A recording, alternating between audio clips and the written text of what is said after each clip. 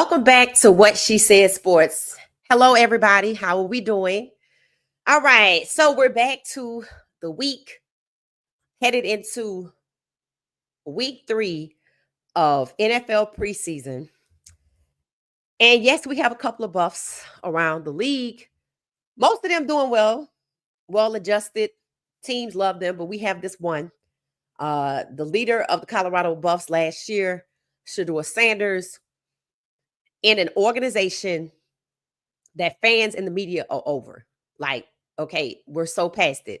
We're so past the fake competition. We're so past the mystery of who's going to be QB1. We're so past the mishandling of Shedeur Sanders. We're so past the racism and the discrimination that Shedeur Sanders has faced. Now, the difference between the fans and the media, right? The fans are calling it for what it is, right? Cleveland Browns fan base is divided. And then the new incoming fans with Shedeur Sanders, fans that started paying attention to the Browns because of Shedeur Sanders, from what I understand, are just, we see it for what it is, right? We see that Stefanski has preferential treatment for Dylan. We see that Stefanski has got it in. He basically is plotting against Shedeur to hold him back. We've talked about Stefanski isn't acting independently. His words that he doesn't take care of is the same as the owner. So, yes, Dylan is Stefanski's guy, right? But Shedeur is the guy that seemingly the owner Haslam and Stefanski want to hold back. Don't want them to be in Cleveland. Doesn't want them to be in Cleveland. So, it's said that in the locker room, you see the first teamers starting to hang around Shedeur, embrace Shedeur. Now, we haven't seen Myles Garrett since his 8th speeding ticket. But again, I point out that we never heard about his 7th until he embraced Shedeur. Then suddenly he ends up with an 8th. And then the 8th one becomes a problem. Or they try to paint the picture that he's irresponsible. And then we don't see him at all. He went from being the face of the team, the leader, but the moment he embraced Shedeur, he's just pushed to the side, right? And again, that's ruling with an iron fist. That's intimidation. That's harassment. That's bullying. We already talked about organizational malpractice, right? So the media today is talking about, Shedeur's the guy, right? Shedeur is better than Dylan. Okay, some people don't think, and it's a very small minority of people that don't believe that Dylan had a bad game. But the overwhelming majority of people, fans and the media alike, know that Shedeur is better. That's hands down. That's not even a question. And I said going into this week, the reason why through the media, through Albert Breer, the Browns put out the statement, we're just more comfortable with Dylan because they know Dylan is not better than Shedeur. So saying that they're more comfortable with Dylan is who they prefer to have. So it was said that at Stefanski's press conference, that he wanted to talk to the locker room. I said, well, if he wants to talk to the locker room, then he must be getting ready to cut Flacco or Shedeur. I said, because nobody in the locker room, I doubt anybody in the locker room cares if Dylan is not there. I doubt that they're going to be sad. To be honest, I don't think they will be sad if Pickett is gone. I don't. I really don't. I don't think they'd be upset if Huntley stayed. These guys, they play to win, right? They play to win. And yeah, you're going to have a few guys on the roster that's not doing what they're supposed to do or that's, willing to be favored by the coaches. But ultimately, especially these longtime veterans, they want to win. And they know Shedeur gives them that chance, and they see Flacco know that Shedeur gives them that chance. So Flacco and Shedeur being cut would be the only reasons I would think Stefanski would be talking to the locker room. Now, today, Shedeur is the face of the NFL shop representing the Cleveland Browns. Doesn't make any sense to anybody. Of course, you have people trying to spin it as it's just a matter of time. It's exploitation. You can't respect the man's celebrity after you trashed it. First, you didn't want his celebrity, but then you see the engagement, you see the money, and now you want to put him out there as a fifth stringer that you said fifth rounder that, he can't even pick his own jersey number, but he could be the face of the team. He could generate money. He could bring view and engagement, and they could all be happy with it. But they're allowing Kevin Stefanski to hold Shedeur back unjustly. Flacco is not walking out with Shedeur Sanders and asking him if he's okay just for the hell of it. It's because of the way he's been treated on the inside, because the way he was set up in the Browns game. And Njoku going out with him to throw. Flacco embracing him. Who has Shedeur never had reps with? The first team. What does Flacco and Njoku represent? The first team. So first teamers coming around him. So they felt like they successfully moved Myles Garrett out the way by highlighting speeding tickets that they didn't care about after he embraced Shedeur and could be heard saying, we're going to need you, because that's facts. And who shows up? You move Myles Garrett out the way, but let me see you move Flacco out the way. I mean, it's obvious there's a disparity in the NFL, not just Cleveland, with the way black players are treated and white players. And then when we get to the most important position on the team, the quarterback, is horrendous. It is just horrendous. So now that you move Myles Garrett out the way, something you would never do to Flacco, Flacco has emerged. First teamer, embracing Shedeur, asking Shedeur if he's okay, essentially doing the same thing as Myles Garrett. Crickets. Crickets. So that means Stefanski has somehow wielded some iron fist that the team is not expected to embrace Shedeur Sanders. They didn't give him first team reps. We have no plans for you. Huntley got more reps than Shedeur. All signs point to they want to get rid of Shedeur. Again, they wanted to get rid of Shedeur after OTAs and mandatory camp, but he was the best. They were supposed to cut somebody. They just couldn't do it because they wanted to cut Shedeur, but he emerged as the best, and the public, the media, the fans showed up questioning why was he even a fifth round draft pick in the first place. And now here we are again, coming around the mountain. And they want to cut somebody. They have too many people. Stefanski wants to talk to the locker room. The walls are closing in from the outside. I said it was going to happen voluntarily or involuntarily, but the walls are closing in. The media saying, well, Shedeur is the best. Looking at the QBR ratings, which matters, the passer rating, which matters.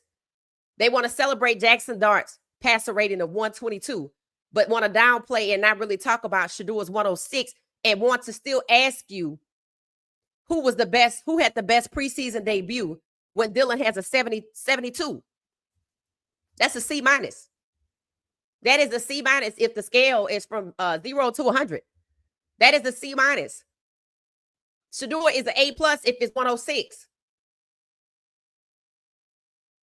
So in New York, they're ready to move Russ out the way and put Jackson Dart out front. Even though he played four stringers, they don't want to talk about that. He's phenomenal. Put him out there. I said, yeah, put him out there. I want you to do it. Put him out there. And the head coach is like, no. Russ is still the starter because the head coach knows that they propped him up. Of course, the fans are excited to see him make a touchdown. It was a 1 yard and he scooted himself in there. Of course, they could have gave that to the running back, but they are marketing to you. They're marketing to you. I want you to run out and buy tickets. I want you to beg us to see this guy. Is it going to matter? It might matter for Jackson Dart, but what fans think don't matter in Cleveland. So that means the NFL is letting these organizations run all different, right? They don't have a cohesive plan and strategy on how they're supposed to move forward when they have competitions or evaluations or how they even treat people or what they're supposed to consider. I thought the goal was to win football games. So it's okay for the media and everybody else to say, is Russ done? Put Jackson Dart out there. He's phenomenal. But it's not just a preseason game. It doesn't matter what the competition is. Put him out there then. Head coach in New York knows that they gave him plays that he would shine on, that are plays he may or may not make in a regular scenario against first stringers. They know that. I'm not going to even argue that point. The fact that they're resistant to it, they know that.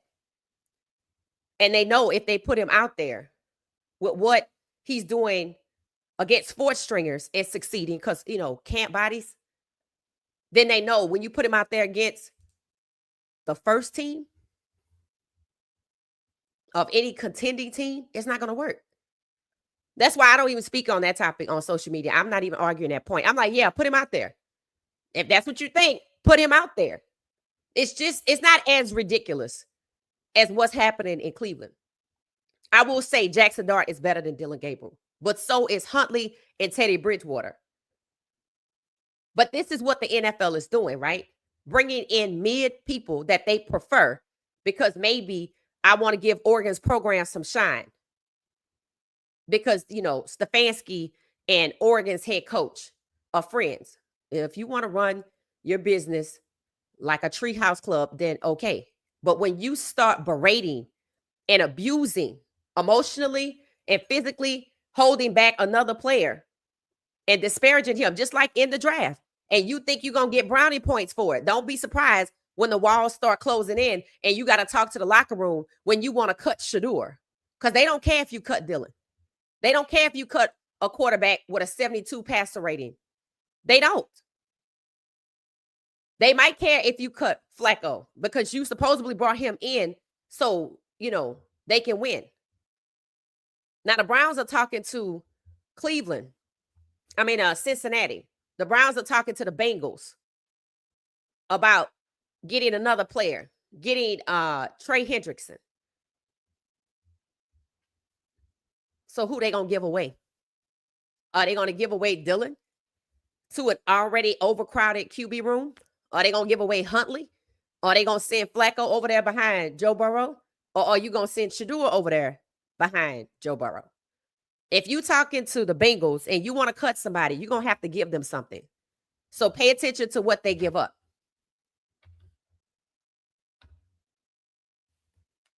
Stefanski talking to the locker room because he knows the locker room has attached themselves to Shedeur. Now, a lot of Browns fans that like Shedeur, that know how inept and long-term ineptness that comes with the Browns, want Shedeur out of there. The thumbnail, the title, get out. It's facts. Last night we talked about it, looked at the poll.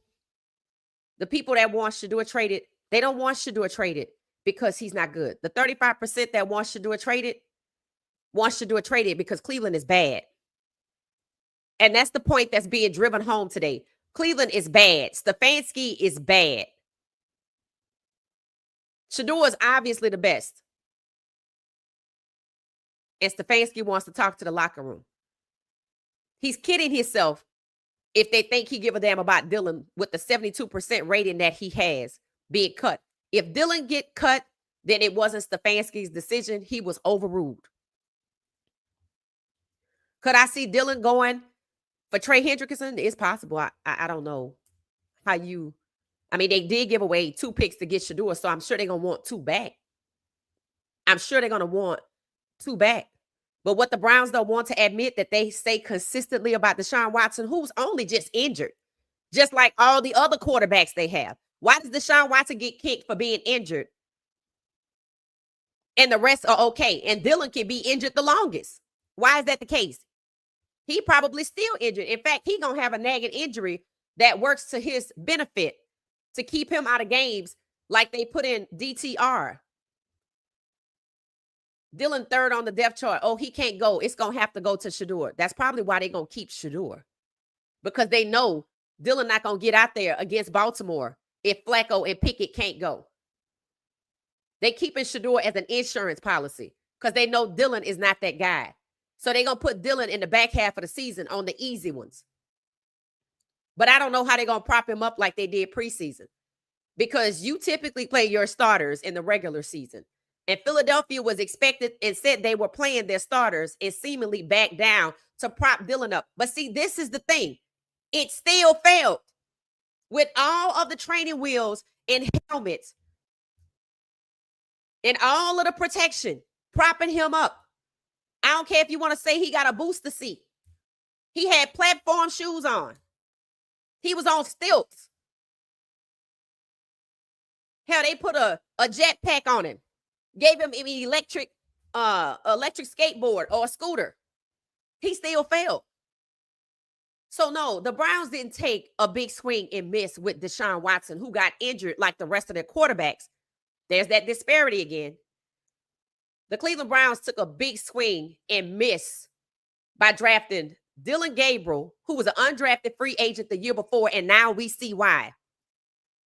Chose to draft Dillon Gabriel, chose to pass up on Shedeur Sanders, who they pre-drafted with extensively as their franchise QB at the number 2 pick, and made the decision, oh, we can just get Dillon instead. So Shedeur's out here looking like your franchise QB, and Dillon looks like the undrafted free agent he is that you propped up on steroids to try to outplay Shedeur Sanders. When was that ever going to happen? This is where talent matters. When the whistle blows. Preseason or regular season, when the whistle blows. I feel sorry for the Browns players that had to stand by while Dillon tried to complete 160 reps to do just what he did in the game. Fail. That means you wasted everybody's time. Kevin Stefanski should be fired. Haslam should be forced to sell. Throwing Deshaun Watson under the bus, who you say you voluntarily brought to Cleveland because that's what you wanted to do. And supposedly the GM messed up and took a big swing and miss because he paid Deshaun Watson $230 million. Nobody's noticing that they're being rewarded with a brand new stadium for doing it, though. Sure looks like a favor to me. And because they did that, and Deshaun Watson ends up hurt just like all of their other quarterbacks, why does Deshaun Watson get kicked, used as a scapegoat to block drafted Shedeur? And your next option is Dillon Gabriel.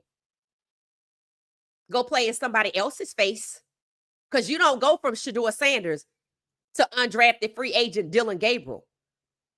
It points to it needs to be investigated.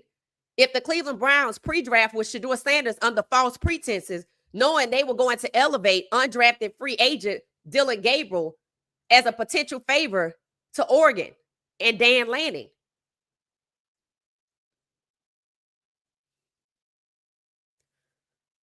The Browns took a big swing and missed with Dillon Gabriel. They wasted a 3rd-round pick when they needed a lineman, an O-lineman. They needed a wide receiver. Having Barry run around here with his melanin to get black players who are vulnerable or who thinks that their careers are over for cheap. It's just a slave trade game with Andrew Barry doing it instead of somebody with a white face. But it's okay that you want to get Trey Hendrickson and add him with Mason Graham that you overpaid, and Carson Swessinger, who had the only fully guaranteed contract aside from another player who played for the same team Deshaun came from in the 2nd round. Again, the disparity between white players and black players. This is happening in Cleveland for everybody to see. Kevin Stefanski is acting like somebody reincarnated him and made him the former governor of Alabama, George C. Wallace, and this is 1963, and he's treating Shedeur like he's the opposition to Shedeur integrated into a black public school. Shedeur is being held back because he's black and a franchise QB, something they've never drafted in the 1st round, where Shedeur was expected to be drafted. So did Haslam and the other owners get together and decide to lock Shedeur out the 1st round, so the Browns don't have to get him out the 1st round? Because they never have. So why would we start now? We don't appreciate, respect, or want black franchise QB players for franchise money. We've never done it and don't want to do it. Deshaun Watson was not drafted by the Cleveland Browns. Most of their black quarterbacks came on a trade. Most of them got kicked or embarrassed or humiliated or set up to fail. Shedeur would have been the first to be drafted in the 1st round. That is black by Cleveland, but they didn't want to pay him that money. And y'all think that they voluntarily gave Deshaun Watson $230 million after settling 24 misconduct cases? No, absolutely not. If you look at the history, the way they conduct business, regardless of how inept there is, one thing they are consistent with is that disrespect toward black quarterbacks. They serious about that. They not budging about that. So they paid Deshaun Watson $230 million guaranteed dollars, but they kick him every chance they get. We took a big swing and miss with Deshaun Watson. He's injured for you, just like the rest of all of these quarterbacks, including Dylan, that you were coddling. But you took a big swing and miss with Dylan. That's who you took a big swing and miss with. You didn't miss with Deshaun Watson. You clearly have a problem over there in strength and conditioning, or y'all lying to direct these players' paths. That's how you move them forward and backward, because they're injured. That's how you sit them down. That's how you choose you're going to play, just like coming up to this game. They didn't even want Shedeur to play in the Panthers game. Told him at the last minute, underdeveloped him, didn't prepare him, set him up to fail in the game and potentially get hurt. All of that is Kevin Stefanski's doing. But he got Dylan in bubble wrap with a helmet on and some platform shoes on stilts, doing everything so Dylan can make it, when Dylan is not better than Shedeur. So they want to convince the public that, okay, we know Shedeur is better. We got it. But we prefer Dylan. If you just want to say you don't want a black star quarterback to win for you and pay him franchise money, then don't draft him. In fact, don't draft no black quarterbacks if that's how you feel. But to draft them, destroy their careers, abuse them, or have them sacked excessively, or switch them off to wide receiver, or have them to win for you, and you hand over the win to Dylan because that's what they wanted to do. In the Philly game, they wanted Shedeur to go out there against the ones when Sirianni was on the record saying they were going to start their ones. And then Shedeur is injured, not a surprise, because hell, all the other quarterbacks are. And Dylan has to go. Suddenly, Philly doesn't play with their ones. The disparity. Stefanski setting Shedeur up to fail and potentially get hurt, but elevating Dylan to a place he can't even survive on his own. And Shedeur is good. Has done nothing. No off the field issues. The only issue I now see is that Shedeur Sanders is a star elite QB that could help Cleveland win. But Cleveland's racial politics is such that they've never drafted a black starting quarterback in the first round, and they weren't getting ready to. So now it's not a coincidence that Shedeur was locked out of the first round, instantly devalued. It's also not a coincidence that the owners decided to take him off the board. Haslam is an owner. Remember that. And the owners are incestuous close. Never forget that. They do everything together, including collude, taking Shedeur off the board. And suddenly 32 owners don't need a franchise QB. Just like the same 32 owners didn't need a franchise QB when Lamar Jackson was in free agency. They colluded against him too. Both quarterbacks have something in common. They both are full black. Mama and daddy. Not a coincidence that Dak and Pat Mahomes are half black, that they can stand half the time. I don't think either of their mothers are black. The walls are closing in. Cleveland didn't want Shedeur because the owner told us that. But we saw it on their faces the night of the draft, and they tried to explain it away. Stefanski doesn't want Shedeur, and we see it. He can't hide it. Seems he has some inspirations that have nothing to do with football. So he takes pleasure in mishandling Shedeur. So the very group that Shedeur has not been allowed to throw to, the ones, or the very group surrounding him. That is why Stefanski wants to talk to the locker room. Stefanski is already losing the locker room. I asked the question, how long before Stefanski loses the locker room. It's already happening. Myles Garrett and Joku, Flacco. So he want to talk to the locker room. I bet you do. But it proves that there's a culture of harassment, intimidation, and bullying running through Cleveland. And Stefanski's despicable treatment of Shedeur Sanders that even the fans can see, which is why they want Shedeur the hell out of Cleveland before he's hurt by Stefanski. Stefanski set him up on a rogue 4th and 1 play to get sacked. You know you can get hurt if you get sacked. He had nothing positive to say about Shedeur after the game. One media outlet posted his comments on the screen. They texted him and asked him, and it's the same word salad. Nothing specific to Shedeur, but he was asked specifically about Shedeur. He's been getting DMs from people, and his response is the same.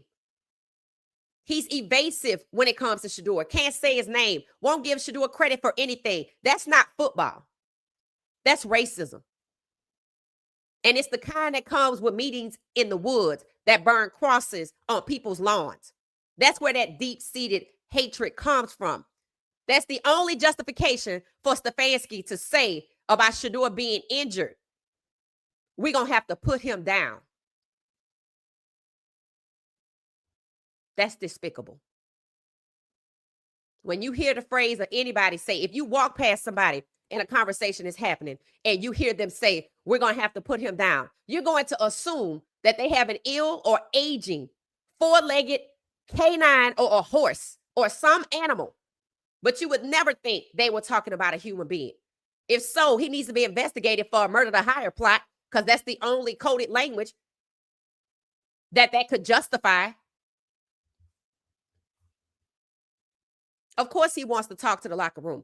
They've seen the despicable way, the disparity. They've seen it. They had to endure watching Dylan go 160 reps with first teamers also, while Shedeur is held back while they talk about a competition. And then Shedeur emerges as the best. And then it's obvious. The Browns wasted a third round pick on Dylan. And now he want to talk to the locker room because he's losing the locker room. It needs to happen. And these guys' contracts are so airtight, they can't say nothing negative, but you can't stop me from embracing another person. And that is why they are doing that. This is not by happenstance. What Flacco is doing is not by happenstance. Flacco is essentially saying, if you want me on this team, Shedeur better be the guy. I didn't get off my couch for this. You wanted me to mentor him, right? So he better be the guy. You say you want me to mentor him. So when I embrace him, I suggest you know that means he's the guy. 2 players walking out with Shedeur Sanders on the first team to practice before the game. It's encouragement and support and more angels on Shedeur's path that we talked about. The walls are closing in on Cleveland. Fans don't want to watch if Shedeur is not playing. Bought tickets to Philly games, but was outside. Chose to be outside. At the tailgate. First stringers surrounding first teamers, the key ones. Another quarterback in Joku. Myles Garrett. Those are key players. Jerry Jeudy has something positive to say. But it's clearly they got him on the leash. Making him think if you say something, we're not going to re-sign you. That's the best thing that can happen to you, Jerry Jeudy. So we're going to see who they're going to cut. But understand this. Even if the bigger media can't say it or refuses to say it, even though they can say Shedeur is the best, they don't want to say Stefanski should be fired. That's where we come in at.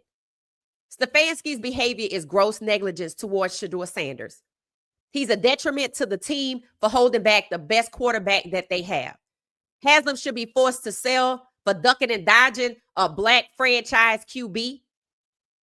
And depending on the next steps, if they intentionally locked him out of the first round and he got with his owner buddies to devalue Shedeur to get a black QB, franchise, elite, winning QB for $4 million because he can't stomach to pay and draft in the first round a black franchise QB. The walls are closing in. Using Deshaun Watson as a scapegoat, but refusing to say that Dylan is who they took a big swing and missed with. People talking about Barry is going to be fired. I mean, that's not a surprise, right? I can get somebody else to do what you did between Deshaun Watson and Shedeur, and you taking a fall for both of them when he should possibly just be honest himself and say, I didn't have nothing to do with Deshaun. That's the first thing they wanted me to do when I got here, which is true. But that's what arrogance does. Haslam lets us do our jobs.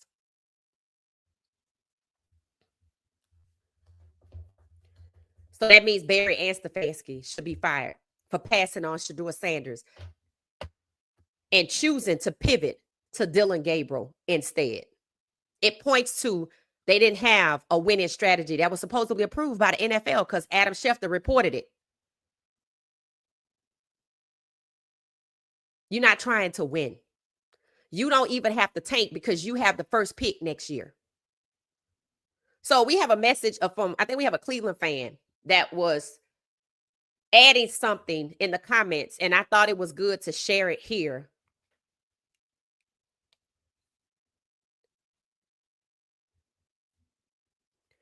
About Kevin Stefanski. Now remember, many of us are new to Cleveland.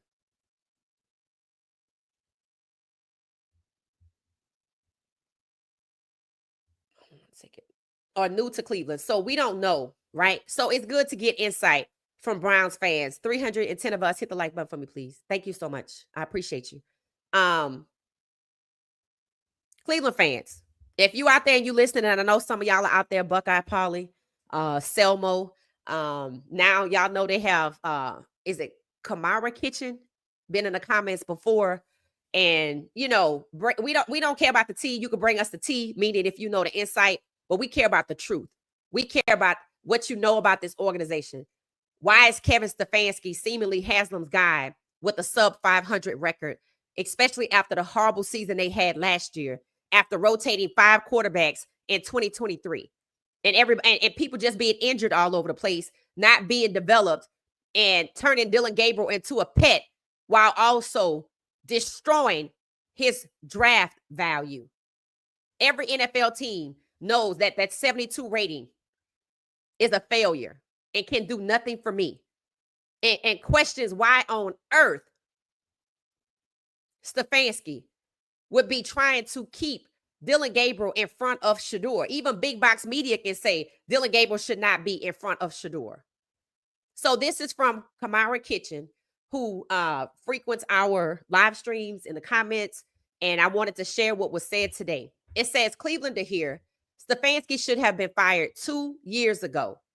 His play calling was horrible in games. It said, remarkable what he did for Dylan Gabriel when it comes to play calling. Makes me think his play calling is determined by if he likes the quarterback or not. I mean, I can't argue with that, right? So my question back, and hopefully Kamaro can answer it, right? What was his play calling like with Deshaun Watson? That's one. That's one. What was his play calling like with Deshaun Watson? And what quarterback would you say outside of Dylan Gabriel before this season that it appeared that his play calling was favorable to? What quarterback? So those are the 2 questions I have out there. If you're a Cleveland fan or if you watch them, if you know what's going on, feel free to answer those questions until Kamara gets back. But of course, you know, Cleveland fans, we want to hear from you. Let us know your thoughts in the comments. And, you know, we'll share them with the broader audience because Cleveland fans need to be heard. That's who matters, because I don't think Stefanski is talking to the locker room because he's bored. He's talking to the locker room because it matters. Also, I don't think that Browns media is running around trying to convince their listeners and their viewers that Dylan is better than Shedeur, even though they are unsuccessful at the convincing. They're not doing it in vain. They're trying to convince Browns fans of the reality. I've already tried to share the truth. Watch some film on Shedeur for yourself. Don't listen to them. Then I moved into one of their spaces and told them, look, what's happening to Shedeur is not happenstance. That this is a broader problem in the NFL. Some people call it racial politics. This is just racism, blatant racism, to hold back Black starting quarterbacks and preservation of whiteness at the starting quarterback position, because 2025 was identified as the year that the trend would occur, that Black quarterbacks would become the majority of the starters. And you can see why they're working so hard to hold Shedeur back, not only because he was number 17 in the draft, with Cam Ward being 16, because the Cleveland Browns have never drafted a Black starting quarterback in the first round. And the disdain and the hatred coming from the New York Giants is the same reason. The New York Giants have never had a Black starting quarterback lead their team long term, just like the Cleveland Browns. And then let's move on to the Saints with the same problem. Except the Saints have never had a quarterback drafted in the first round since Archie Manning. Now, I don't know if they had no Black quarterbacks before Archie Manning, but I sure don't think so. I don't think so. Which means what? They've never drafted a Black quarterback in the first round. All three teams played a part in Shedeur being devalued, but all 32 owners colluded. So if you're a Cleveland fan, thank you, Kamara Kitchen, for sharing. This is very important. We want to hear from you, because Browns media, local media, they trying to lie to you. Shedeur is that guy. You now see it for yourself, and they're still trying to convince you. They're still trying to convince you that Dillon, who was propped up and still failed, who was a waste of a third-round pick when y'all had more priorities at O-lineman and wide receiver, was the right thing to do, and that it made sense to pass up on your franchise QB that you have for $4 million, hold him back behind Dillon. But when you could get him and secure him in the first round, it made sense to move away from Shedeur and get Dillon instead. Absolutely not. And now they want you to come out to the games, not to see them win, but because they're comfortable with Dillon. They could win with Shedeur, but they're comfortable with Dillon. And I don't know how many NFL games they're going to have to be able to put Dillon in bubble wrap on stilts with a helmet and a scooter to try to win games, when you clearly see everybody else scored but him. And the only points Philly scored after they backed down off of their ones was given to them by Dillon. So that's what you're signing up for if you're a Browns fan. Is that what y'all want to do? This is your opportunity to hold this organization accountable for its racism, poor management, and everything else that goes with organizational malpractice for decades. This is your chance, Cleveland Browns fans.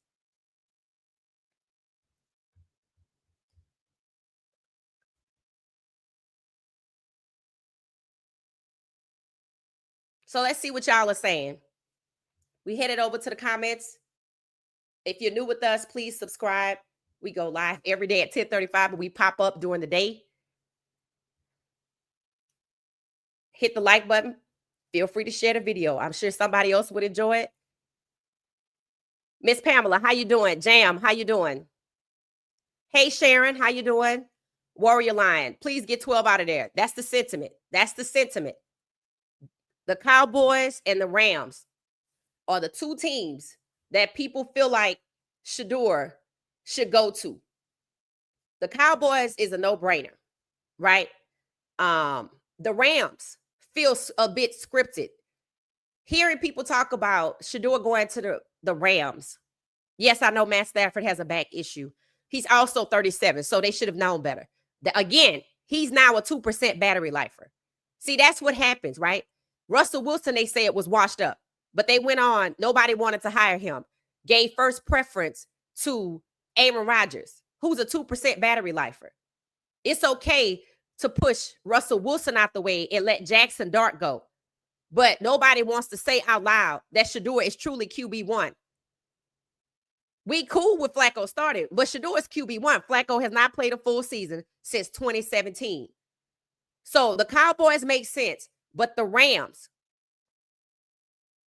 feel scripted. It feels like the NFL is trying to exploit and capitalize Shedeur.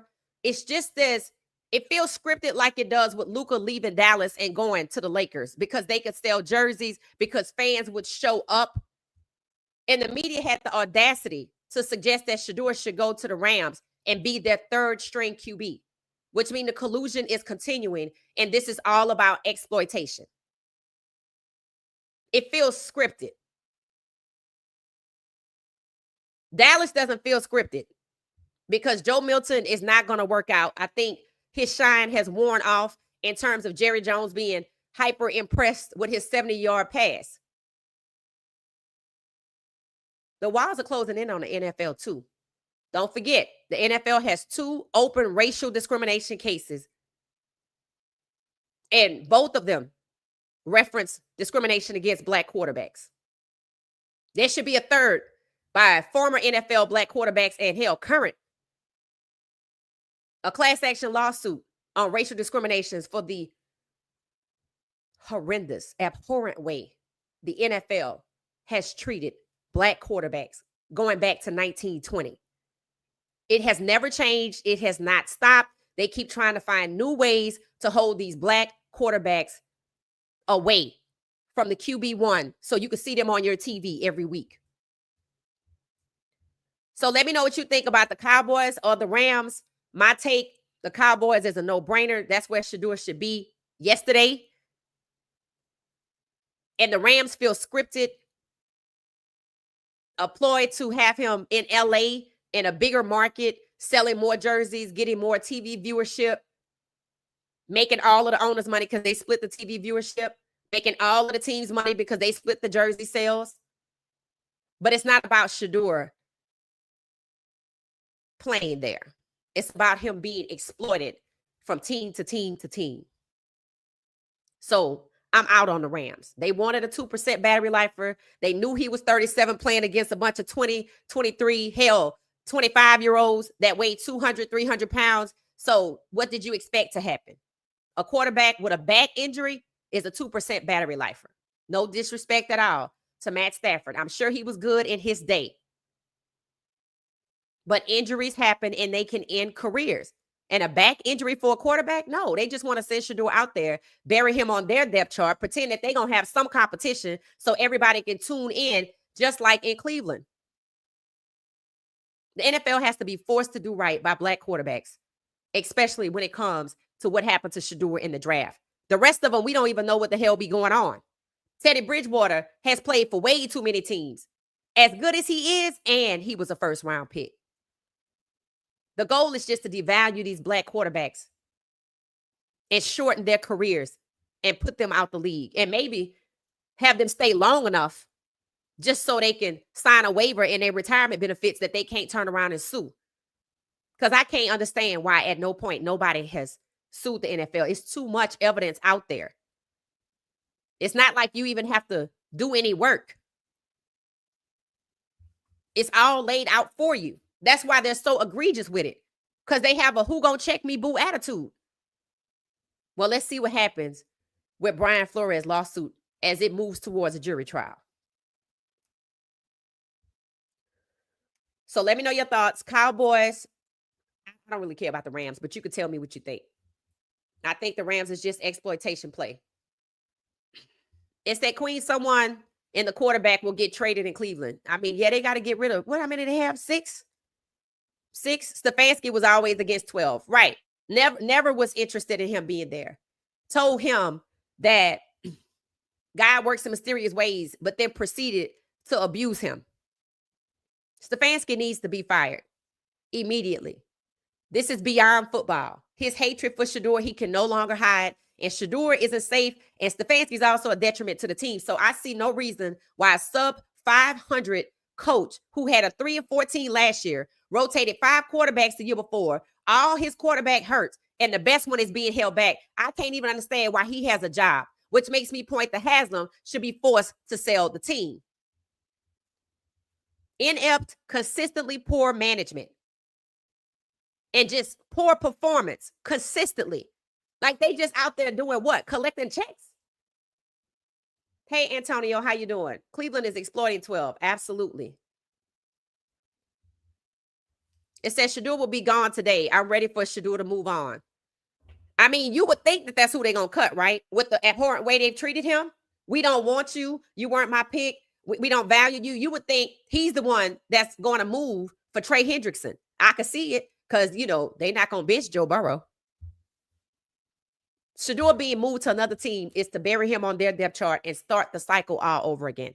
That's what they want to do to his career. Right after Shedeur was drafted, a media person said, I don't think he's going to have a long career here. They know he's not. That's the plan.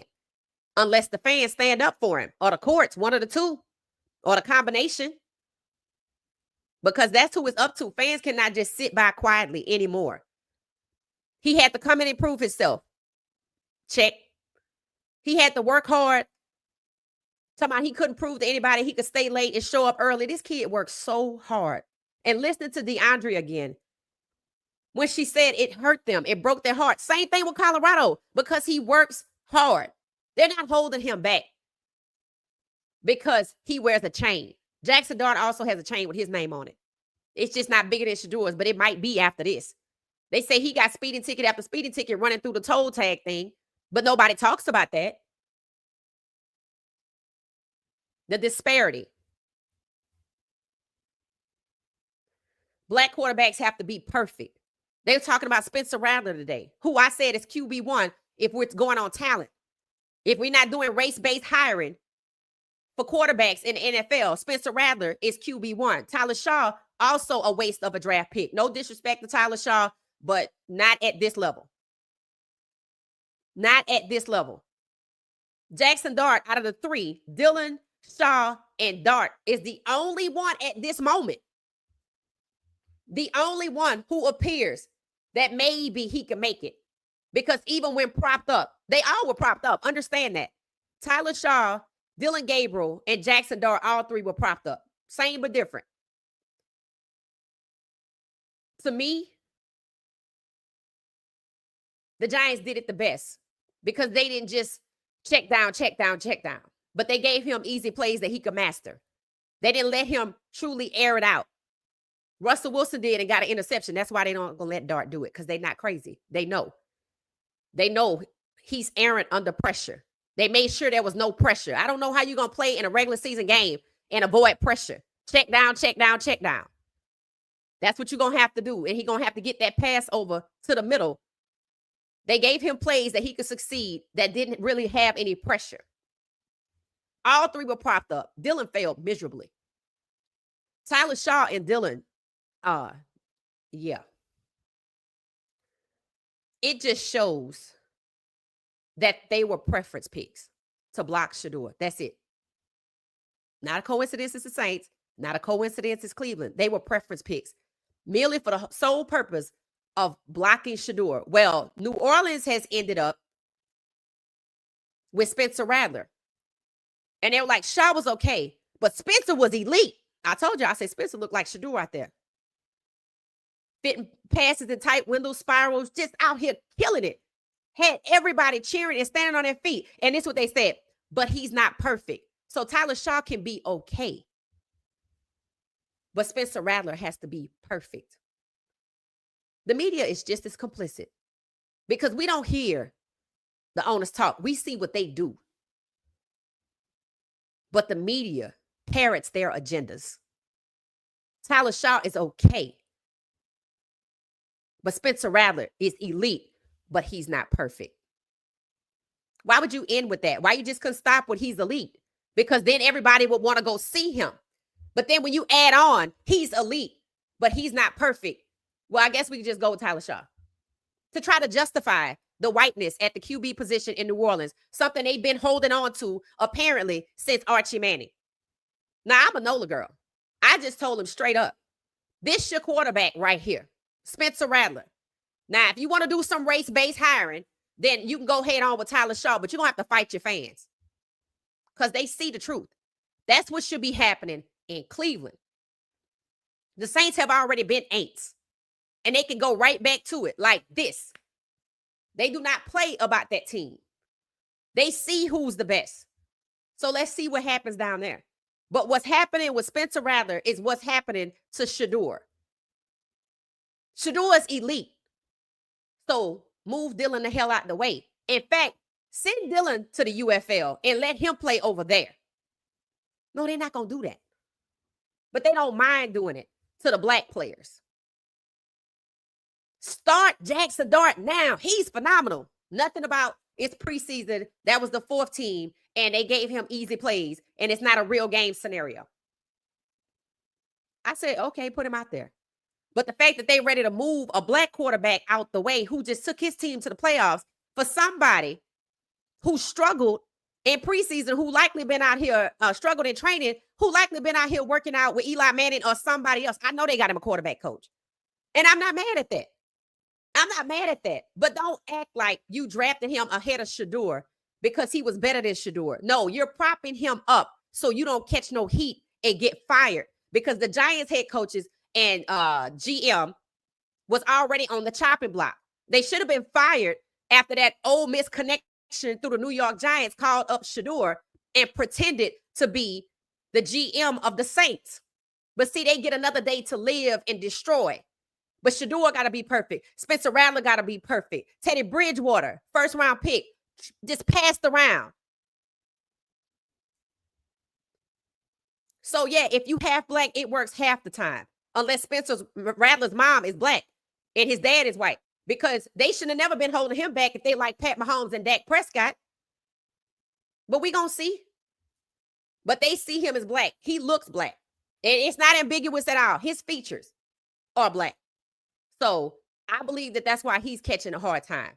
They just can't stand the stomach a full black quarterback or a visibly black quarterback leading their teams on Sundays. They don't want to congratulate these players. That's why Kevin Stefanski can't even do it.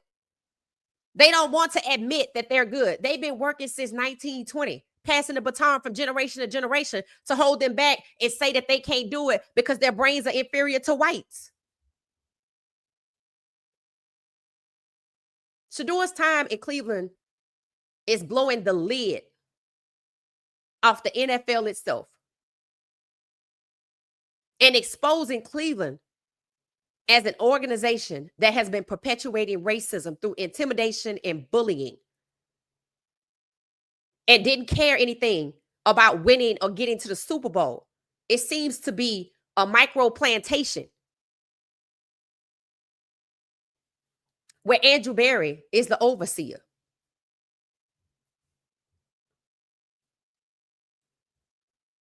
It said he knows he's going to lose the locker room. Go ahead and talk to him. Yep, he already losing it. He's crazy. And I know he knows. And I'm going to be honest with you. I'm just going to put him in the psycho category because you have to be psycho to try to destroy a young man because you don't want to see or coach a black franchise QB, that you're willing to put him out here in front of everybody on a 4-and-1 for him to pass the ball and get sacked like he was in college, that you tried to hold against him, but you set him up here to experience it, hoping he would have a back issue, I'm assuming, like Matt Stafford. The potentiality to get hurt is what that was about. And then you can't congratulate him. You can't say his name. When you hear Shedeur and the GM talking behind you, you visibly get upset to where you got to snatch your headset off and walk away. You don't turn around and congratulate Shedeur. You act like you don't hear him, which means you're ignoring him. That's why Flacco and the first teamers are also surrounding him and asking Shedeur if he's okay, because Kevin Stefanski is being blatantly racist against Shedeur Sanders. And that's the hill he want to die on, racism and Dylan Gabriel. Then so be it. Yes, he's losing the locker room. And has him going to lose his team behind Kevin Stefanski because that's the hill he's chosen to die on. Organizational malpractice is rife through the Cleveland Browns, and nobody would argue against it. They just think nobody going to do nothing about it. Okay. Just okay. You ain't even got to keep playing. Just okay. I'm starting to hear other podcasters call out the racism. That's what's supposed to happen. You can't be afraid to speak the truth. Amber said, I'm both hurt and relieved for Shedeur. Right. The only reason fans even want Shedeur out of Cleveland is Kevin Stefanski. That says it all. Flacco has been named the starter. No surprise. Jerry Jeudy shared a locker with him. So let's see who they trade. Because I don't think the locker room, him wanting to talk to the locker room, you can't be to tell him that Flacco's the starter, because if I know in red that Jerry Jeudy said he's sharing a locker with Flacco, then they know. They knew Flacco was the starter. So that wasn't even a game. That wasn't a real competition. Flacco was going to always be the starter. They brought Kenny Pickett in first. Why would I bring Kenny Pickett in and go get Flacco that I had in 23 but didn't have in 24? Because I know Pickett can't get it done. He should be traded. But they took him off a Super Bowl winning team. And they don't want to embarrass him or devalue him. So they probably going to leave him right there. And they want to die on the heel named Dylan Gabriel. They don't want to embarrass him. They don't want to go back on all of the lies that they have told about Shedeur not being the best just to wake up and cut Dylan. So who else is there? Pickett or Shedeur? I wouldn't have to talk to the locker room about Pickett because he ain't really even trained because he's been injured. Hence, injury-prone Pickett. No disrespect to Kenny Pickett, but he is injury-prone. I think they wanted Kenny Pickett just to get rid of DTR. So who they going to get rid of Shedeur?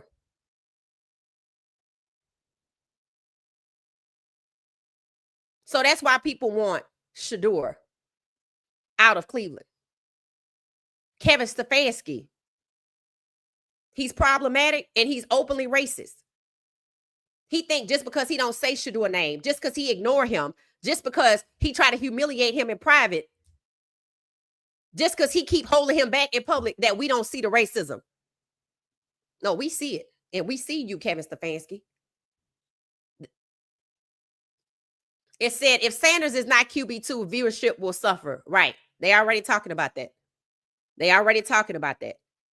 To me, they probably going to roll with Flacco, Pickett. I'm assuming Dylan and Shedeur, like I said, and they're going to cut Huntley.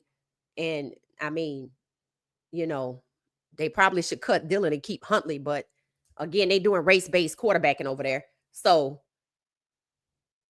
they just going to have Shedeur on the roster. They just going to rotate all of them like they did before, which means they're going to pick and choose what games to set Shedeur up in. Kevin Stefanski has done everything he's trying to do right now, and he's been allowed to do it. Playing for an organization that leaked to the media, you're not smart or dumb, is the classroom. In the classroom is crazy, right?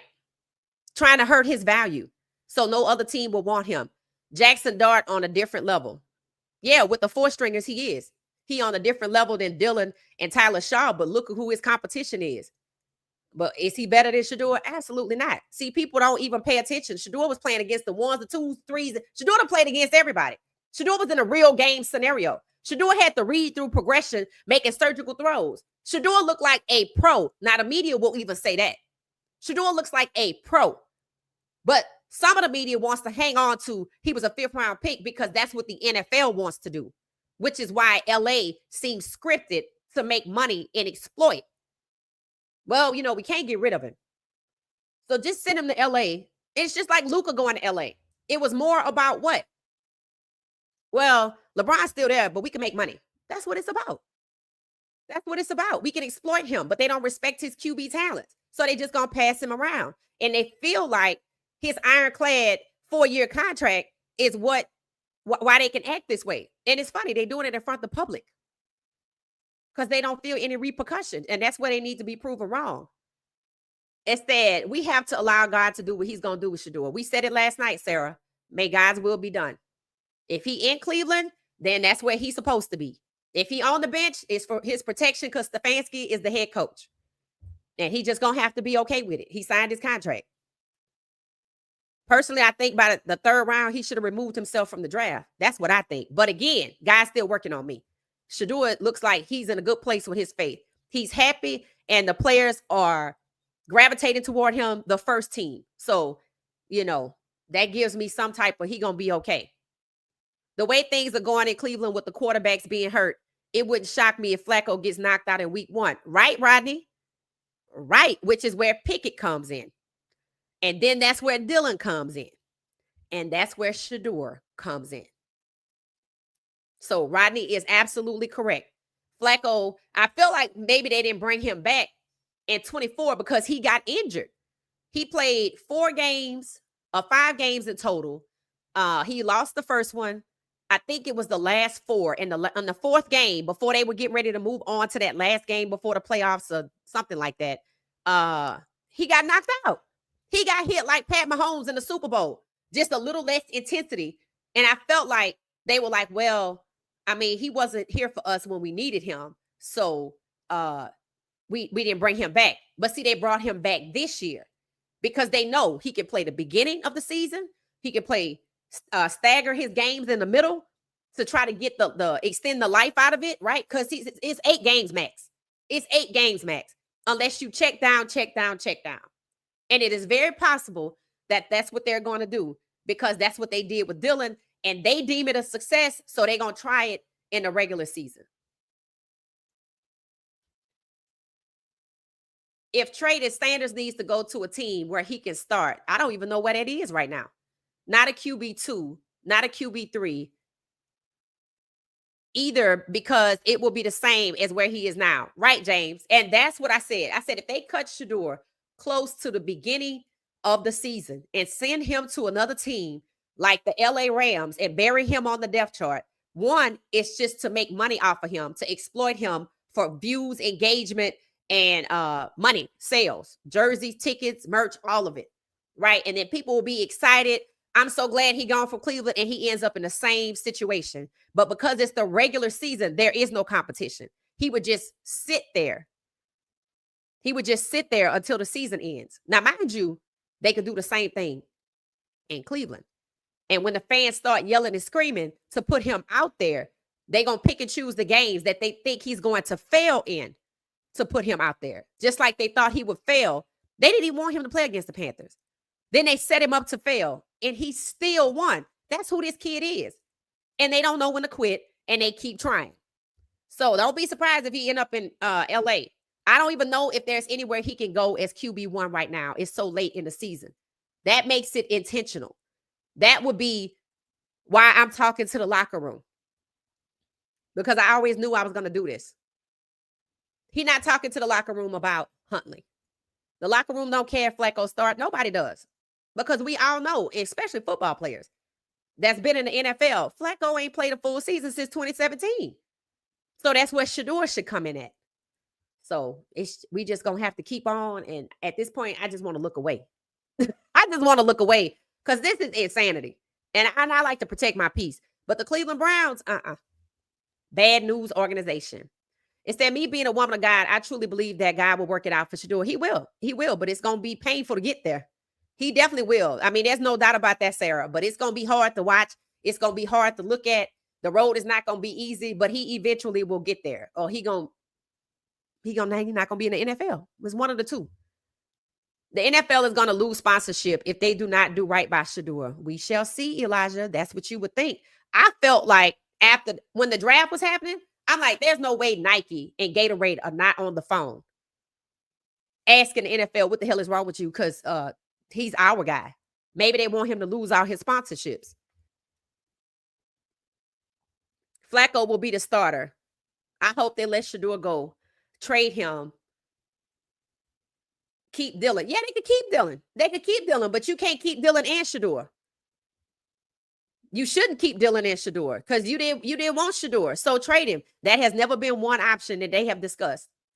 He is a starter, not a QB. People want him to go somewhere because we hate Cleveland. I mean, honestly, he is a starter, but where he going to go at this point, James? Name one team right now that he could go to as a starter. They already fight in Indianapolis about Anthony Richardson and Daniel Jones. You put Shedeur over there, he going to blow both of them out the water. That's why he's not going there. It's late in the season. Name one team he could go to as QB1. So if QB1 is the goal, then he better stay in Cleveland and just wait till the rest of them fall to the wayside, because that's what's going to happen. They might cut Shedeur. Right, Dave? That would be why they're talking to the locker room, because the locker room likes Shedeur. Well, the majority of it. I'd love to know what the Saints telling Kamara and the team, because if they tank for 2 years to get Arch, I'd ask for a trade. I will say this. If they try to keep, I don't think Archie is going to New Orleans. I mean, he might want to because he's from there. I would think the New York Giants have first dibs. That is how Jackson Dart got to New York. And honestly, they don't even have to tank. They can just play with 2 years, because Spencer Rattler, I don't know how long his contract is, but I'm going to guess it's probably 2 or 3 years. Or he might be year to year. If he's year to year, then just make him a contract for 2 years until Arch Manning come in. I mean, see, this is the problem that I have. I don't care if you want to wait for Arch Manning, but you need to sign these players to contracts so they can win until he comes here. And we're not going to hide behind Arch Manning as the excuse for devaluing Shedeur, as the excuse for devaluing Spencer Rattler. We're not doing that. I don't give a damn if you want to get Arch Manning. That's why his family came out and said, keep our name out your mouth, essentially. He going to be in school for 2 years. He makes his own decisions. He might not want to play in New York. He might want to play in New Orleans. So I suggest New Orleans appease their damn fans. That's what they better do. And their fans want to see Spencer Rattler roll. And you know what? Make them excited about Arch Manning. You could do that, but you don't get to disparage or hold back Spencer Rattler because you waiting on Arch Manning, or because you want Tyler Shaw to be out there because he white. Meaning you'll have a body out there with the ball and rather lose. You don't have to tank to get Arch Manning. If he want to come there, he don't come there. Do you really think the Giants tanked to get Jackson Dart? No. And if they thought they could get Arch Manning, why they so happy about Jackson Dart? That means he going to be there for 2 years. Somebody going to get moved out the way. And that's fine if that's what they want to do. But let me hear you disparage Jackson Dart because Arch Manning on his way. They're not going to do that. They just going to sign Jackson Dart to a contract and set him up and develop him. And when Arch Manning come, they're going to move him to the 2. That's simple. They know who he is. That's why they got him. They know he's not better than who they want to put out there in 2 years. They know exactly what they're doing. Oh, we just going to hold Jackson Dart back to what? Because then they don't want in 2 years the fans wrapped up in the Jackson Dart, but we going to put Arch Manning out here. They ready to give Arch Manning the Heisman, and nobody has seen anything. That's what preference looks like. That's what preference looks like. Shedeur couldn't even get the Heisman. They blocked him with Dylan because he's black. And he couldn't have preference. This is Jim Crow. This is the Jim Crow I'm talking about in the NFL. The disparity. How they ready to move all the black quarterbacks out the way, and not just move them out the way, disparage them. The New York Giants never had to disparage Shedeur. I don't give a damn how good any quarterback they have is good. They going to pay for what they did to Shedeur. Cleveland going to pay for what they're doing to Shedeur. They're going to pay for what they did. They never had to disparage Shedeur. Just don't draft him. Just do what you did in the draft. Get Abdul Carter. But they didn't want nobody asking, why y'all didn't get Shedeur? Because you've never had a black starting quarterback. That's why you didn't get him. That's why you didn't get him. So y'all concocted this harebrained scheme that has backfired and blowing up in your face, the NFL too, to make Shedeur look undesirable so the fans will be along with it. They're doing all of this to convince the fans who have eyes and can see that Shedeur is the best quarterback coming out and in this class, that he wasn't propped up, that he had obstacles and everybody else had help. Jackson Dart is the only one to succeed with the help. The other two should be dismissed. Spencer Rattler should take his rightful place at QB1 for the season. And keep him there for 2 years till Arch Manning come out.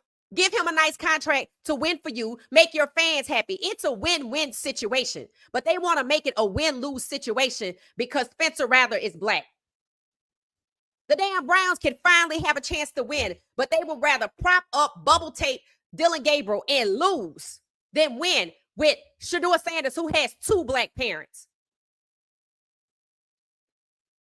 I don't give a damn if you want to get somebody next year. You don't have to tank either in Cleveland. Y'all have the number 1 overall pick. You only paid Shedeur, $950,000 this year. So you can't capitalize off of his presence and win with him for your fans? because racism is too important. Race-based quarterbacking on these bottom feeder teams is the priority. They would rather lose, but they want to come out here and spend all this damn time, energy, and money trying to convince the fans that they not racist. We see it. That's why you have 2 open racial discrimination lawsuits. The New York Giants is named in one of them. All 32 teams on the other one. Any moment now, the 4th one ought to be popping up. The first one they settled for $1 billion for violating Black NFL players' civil rights. This is about race. They want to do race-based quarterbacking, even though they're going to lose. They happy with losing. And they're trying to convince the fans. This is where the fans need to stand up. Hell, they working overtime to convince you. Tell them what you think. Cutting Shedeur might be a great thing to get him out of that place. Right. And that's exactly what everybody's saying, Sarah. At least 35% of the people that want him traded is because Cleveland is a dumpster. And I do think that is Cleveland's job, to be a dumpster. Miles, Denzel, and Njoku going to go off on management if they don't keep Shedeur. The locker room needs to revolt. It seems like it's going to happen, but we'll see. Well, remember, they can only do so much because of these loyalty clauses in their contracts. Here's an interesting twist from another content creator. Deshaun Watson can be cleared as healthy to play and active on the roster. QBs Flacco, Watson, Gabriel, Trey, Shedeur, and Pickett. Yeah, we already said that. We said, don't be surprised if Deshaun Watson get out there. We said that probably a month ago. Because why? If you went and got Huntley and you give him reps ahead of Shedeur, you see, people are lost on this. This is not just about holding Shedeur behind QB1. This is about continuing to humiliate Shedeur like he was humiliated in the draft. I'll go get Tyler Huntley. Don't give you no first team reps. I say you can't learn. This is to humiliate Shedeur. I will put Dylan out, Deshaun Watson, who they've been kicking. I'll put him out here first. That's how important it is to keep Shedeur away from QB1. They willing to forego $46 million. It's either $45 or $46 million Deshaun is owed this year and next year. They've already been approved to be reimbursed or insurance because Deshaun Watson's injury was insured. They've already been cleared to be paid that money, which they could have used on Shedeur. So they had no justification for what they did to Shedeur in the draft and what they're doing right now. And the fact that they act like they were going to get him at number 2 and they treat him like he's pariah tells you that they pre-drafted under false pretenses and he was locked out of the first round intentionally. So they had an excuse not to get him. And then he was taken off the board so he could fall. And any team he would go to for cheap. And eventually, they're going to put him on waiver wires. And Njoku definitely going to have an issue. A lot of people going to have an issue. The courts ought to be backed up with lawsuits against the Cleveland Browns. Joe Flacco has been named a starter. Yes. For week 1. See, and that's that other foolishness. That just means they're going to rotate players. Joe Flacco should be the starter for the season. So the NFL wants to change how it operates with quarterbacks. Now I want to go to rotating multiple quarterbacks during the season. I want to move away from QB1 because there are 17 black QB1s. Because black QB1s are taking over as the majority. So let's rotate everybody. I told y'all Cleveland is an experimental franchise in a dumpster. They rotated 5 players in 2023. So that's what they're going to do. Toxic. That's it. Exactly. If Watson is healthy, he will be on the roster. Right. And they'll forego $46 million to put Watson on there. Which means if Watson is out there, that means they have 6 quarterbacks. That means they got 2 too many. So Huntley and Shedeur could both be cut. This is still a collusion going on. That's why they drafted Shedeur in the 5th round so they could humiliate him. Shedeur is not going to the Bengals. Right. I mean, he could go anywhere that don't have no room because that's where he went from in the draft, right? Shedeur went to a team that he wasn't on the board, and he landed with the team that had too many quarterbacks, who's toxic when it comes to quarterbacks, who's inept and poor management consistently, who can't get it right, who has a losing record. That's a dumpster. So he went to a dumpster of a team with too many quarterbacks. So that's an excuse to put him on waivers. Just like the email said. Shedeur Sanders' phone number was sent out to 2,000 people who work for the NFL, which is all 32 teams. His draft phone number with a waiver wire attached, which meant when he went undrafted, he was going to get cut from there. And now the media is like, yeah, LA, he could be third on the depth chart. They don't want this young man to succeed. The NFL is still colluding against Shedeur. And so is Cleveland. I mean, you bold. You got one collusion lawsuit out there and you still colluding. You just doing it with Cleveland. You hiding behind Cleveland because it's happening in Cleveland now. It's still the NFL though. The way they think is amazing. Good afternoon, beautiful people. I hit the like button and stopping by to say hello and listen while at work. Thank you, Don Sember. Thank you for coming back. If they're not going to make Shedeur the backup, let Shedeur go so they won't be able to make money on Shedeur. Right.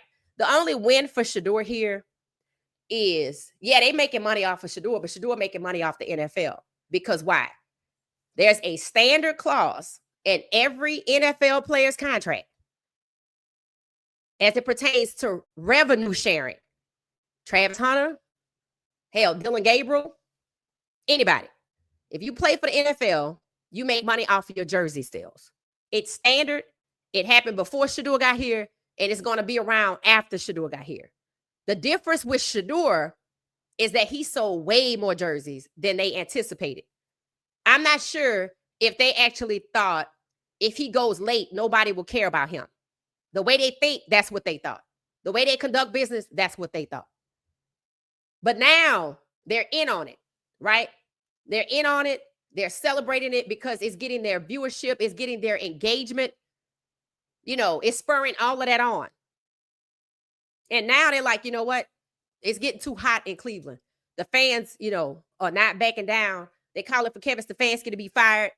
Let's move him to another team, LA. Third on the depth chart. It's too late for him to learn everything he needs to learn and be named the starter for the season. He would have to move forward with this starter for week 1, starter for week 2. And that's exactly why Cleveland has had 40 quarterbacks take snaps as starters. That's weaponizing instability. That's another way that you don't really get anywhere. But in 2023, they were going to make it to the playoffs. But Flacco got hurt. And instead of going back to the first 4 players they rotated, they went to a 6th who didn't play all season. And I questioned, did you just not want to win? That was Stefanski's doing. That's what Camaro is saying. His play calling is suspect based on whether or not he likes the players. That's the question. So there's some Cleveland fans out there that's been around long enough that can answer the question for us and tell us that that's what they see. Who we need to look out for, Amber? It said,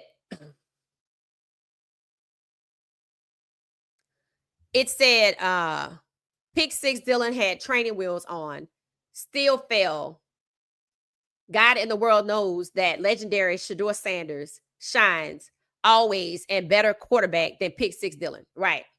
Yeah, everybody knows Shedeur is better than Dylan. Even Cleveland knows that. Cleveland is fully aware of that. That's why they said, we're just more comfortable with Dylan. Yeah, we know Shedeur is the best, but we're more comfortable. I'm like, this between Cleveland and their fans right now. Because this is crazy. You're not going to tell this to no. You're not going to tell New Orleans we're more comfortable with Tyler Shuck after they watch Spencer Rattler. You're not going to do that. You're not going to do that in New York either. You're not. They already trying to move Russell Wilson out the way because they see potential in Jackson Dart. They're not even paying attention to who he playing against and that these are selected plays. They don't care. So it's certain fan bases you just not going to be able to play in their face like that. Dylan never looked better than Shedeur. Right. That's why they went with the comfort. That's why they went with the comfort. So, you know,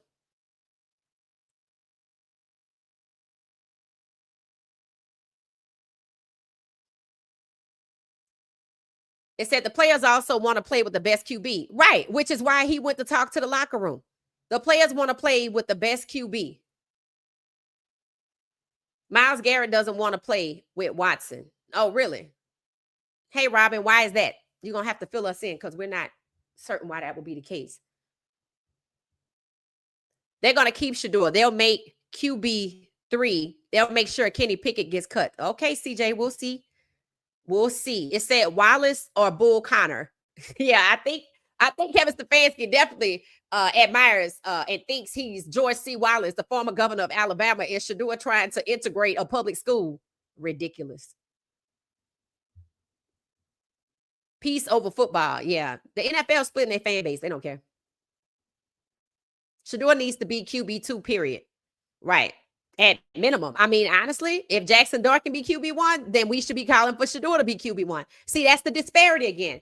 Fans want to say Shedeur could be QB2. Now, mind you, it must be due to what? Shedeur's QB1. The only reason he will be QB2 is because you can't trust Stefanski not to set him up to get hurt. Stefanski's already proven himself. You can't trust number 74 because he probably going to make the team to do his assignment. You can't trust that Shedeur won't get sacked excessively like the other Black young starting quarterbacks. Caleb Williams, CJ Stroud, Bryce Young, Justin Fields. You can't trust it. So that's why people say QB2, but really he's QB1. We just need to see how the O-line going to function because they didn't prioritize it in the draft. They could have with a third round pick. That's what that pick should have been used for.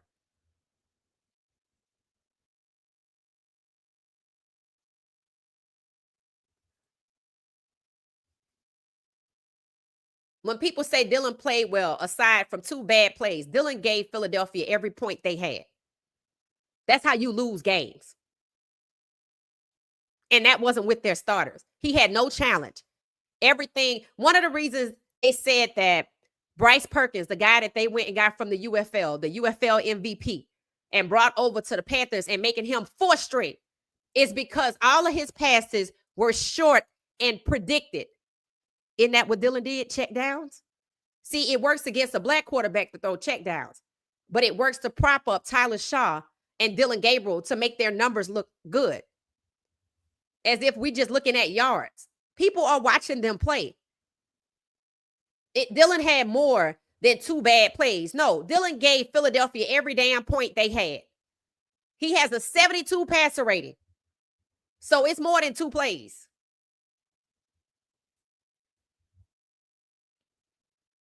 Yeah, it's more than that. That's just insane that people want to justify. Dylan is not good. He was a waste of a 3rd round pick. They took a big swing and missed with Dylan. But they want to say it about Deshaun, who's injured like the rest of their quarterbacks, even Dylan. And they want to use Dylan having an injury so he don't play in certain games. I mean, if you got to hold his hand like that, then why are you even doing this? As a favor to Dan Lanning? If the Browns fans, that's what they want to put up with. If that's going to be the case, then Shedeur got to go. Like, that's just ridiculous. If Watson is healthy, he will be on an active roster. His contract is not tradable. Contracts become tradable when they want them to be. It's just that nobody else will probably pick Watson, just like Cleveland didn't pick Watson. Why do you think Cleveland getting a new stadium? Because they do favors. They do favors. A 3-14 team getting a new stadium at the same time as the Super Bowl winning champ because they do favors. Deshaun Watson was a favor. Shedeur Sanders is a favor. Browns are a dumpster of an organization. That's why nobody's holding them accountable. I expected Dylan Gabriel to look great, taking all those reps and throwing more than anybody else. I mean, when they tied up all of the rep numbers, he didn't look great. So I don't know why he would look great in a real life setting. Playing against your own teammates is not a real life setting. And that's the whole problem, right? They wanted to use that time to just prop him up. Guess what? They're going to have to keep propping him up. They waiting for him to get better. They have realized he's not. This is what it's going to be. Check down, check down, check down. Everybody else going to have to score. They're going to have to set him up with the 1-yard touchdown, just like Jackson Dart. That made everybody happy. They didn't even know what they was looking at. They was just happy to see him score. 160 reps, and he went out there and failed against the 4 stringers, the 3rd stringers. This is what all of this told you he was going to fail. And he did it, not against the first team, but the last team. And gave them every damn point they had. And then the media tried to give him credit for the game. Why? because everybody else scored but him. That's why his passer rating is so low. He's not good, but they just want him in front of Shedeur, and they have gassed him up to make him believe he's better than Shedeur, so he don't ask, why are you using me? That's how they pick and choose people. See, you always got to get somebody to go along with this, right? You got to get somebody to go along with this. Because most sane people would realize, hold on, you just using me, and I don't want that to be the case. A 72% passer rating, and people trying to justify he did good in what world? Because if Shedeur had a 72% passer rating, the internet would just crash from all of the hatred and all of the memes and the toxic posts. No off the field issues and no issues on the microphone. Facts. It said there is so much people are missing about his performance. It will come out. I don't know who we talking about. All that's going to come out about Dylan again in a real life setting is that he was propped up before. Marlon Huntley, a camp body. Yeah, they don't care about him either. And right. I mean, they could have got a white player, right? They don't want to do that to a white player. I don't want to use you like that. So they want to use Bryce Perkins. They want to use Tyler Huntley. Then they want to use Tyler Huntley and pin him against Shedeur Sanders. Pay attention to what's happening. I don't want to put a white player in this situation. Dylan ain't white. Dylan is just the wedge between the two white quarterbacks and Shedeur. Do you see it? Because that's all it is. They propped him up to make him believe he was good so he could be the wedge from Shedeur getting past him to where two white QBs are. Let that sink in. Dylan is just a wedge.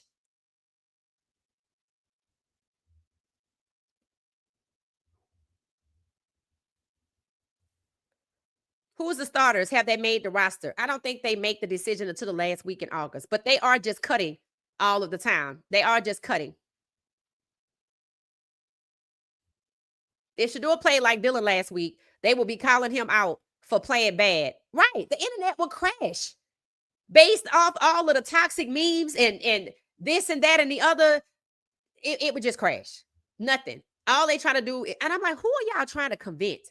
That's what the Browns fans need to just, you got to think for yourself. This is ridiculous.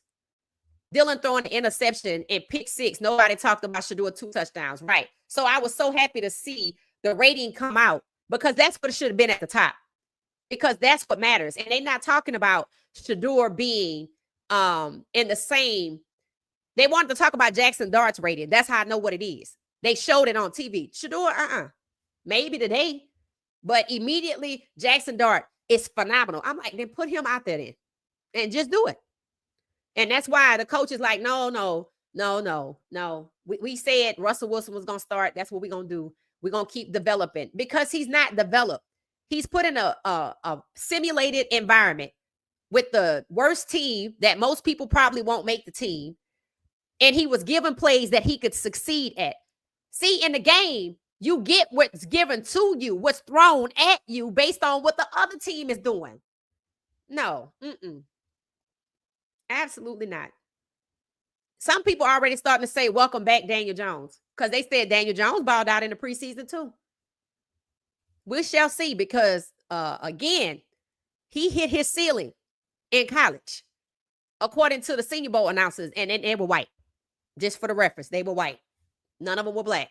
So, if you want to ignore that, because I don't know how it is Jalen Milroe could be trash, and he have damn near the same QBR rating coming out of college as Jackson Dart. It's because Jalen Milroe is black, and I'm a guess, both his parents black. Kevin has no business coaching. He has never played NFL ball before. So how can he lead? Again, I don't know what makes him the guy, but I'm starting to think it has something to do with a hood.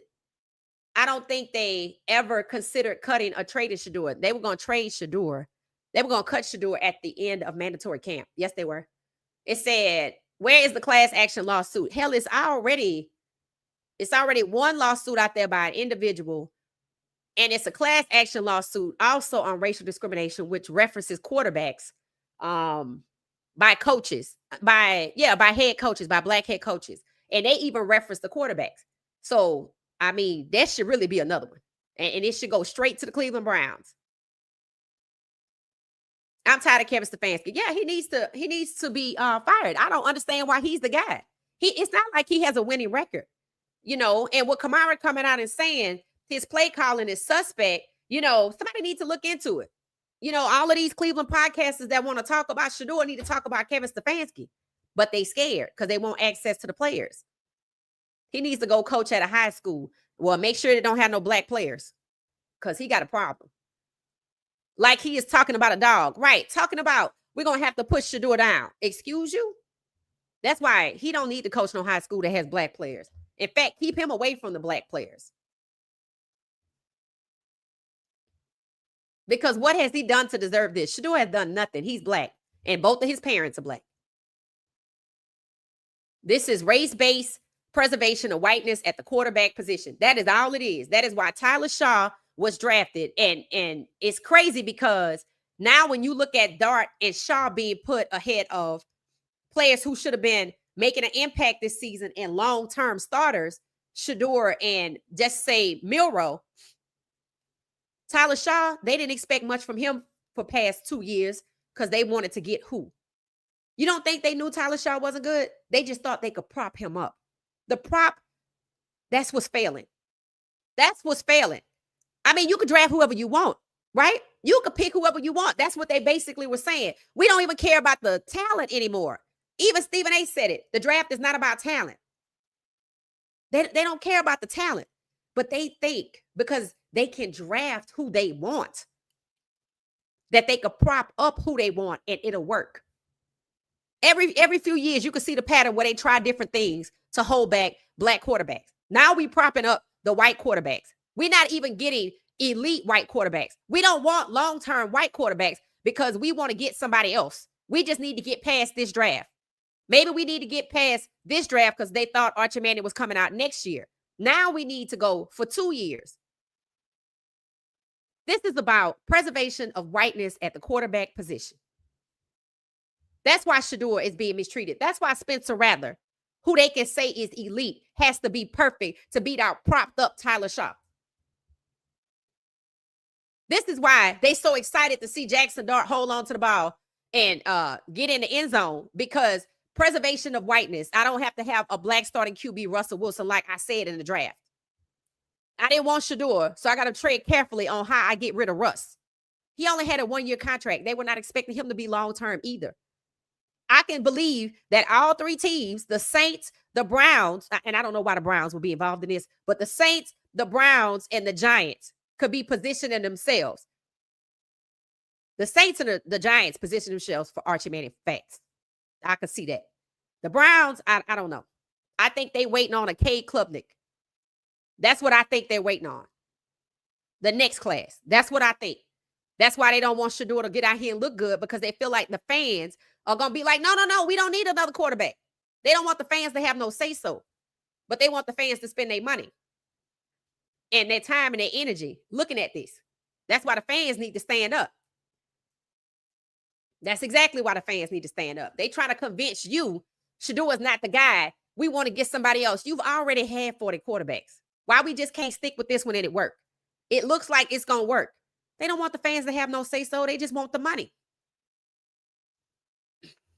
I see the head coach losing his job and the Cleveland Browns soul because fans of Shedeur are making their lives a living hell. We are keeping our foot on the pedal and we're ready to go. Yep, Charmaine, that's it. And that's what they don't want. And that could be the reason that they like, it's getting too hot in Cleveland. Let's send him to LA. Yep, that's it. That is it. See, this has happened to other black quarterbacks.